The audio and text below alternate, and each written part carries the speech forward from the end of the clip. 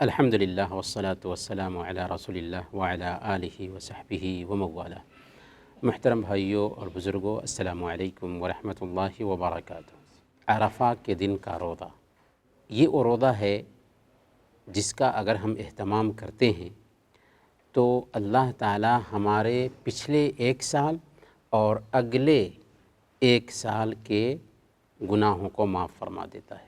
صحیح مسلم کی روایت ہے، حضرت ابو قتادہ رضی اللہ تعالیٰ عنہ بیان فرماتے ہیں کہ اللہ کے نبی صلی اللہ علیہ وسلم نے ارشاد فرمایا، صیام یوم عرفہ احتسب علی اللہ ان یکفر السنہ التی قبلہ والسنہ التی بعدہ، کہ عرفہ کے دن کے روزہ کے تعلق سے اللہ کی ذات سے مجھے امید ہے کہ اللہ تعالیٰ 1 سال پہلے اور 1 سال بعد کے گناہوں کو مٹا دیتا ہے۔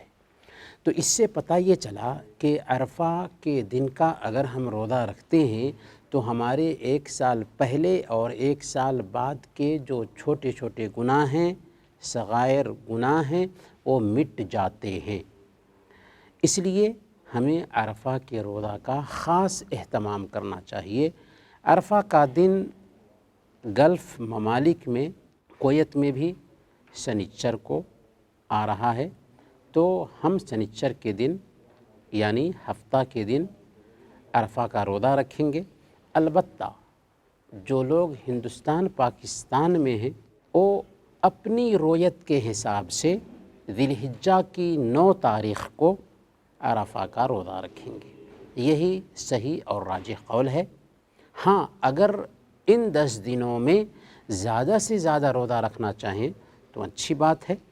اگر وہ حاجیوں کے وقوف عرفہ کے دن روزہ رکھنا چاہیں تو رکھ سکتے ہیں، لیکن ان کا عرفہ کا روزہ وہ ہوگا جو وہ 9 ذی الحجہ کو اپنی رویت کے حساب سے رکھیں۔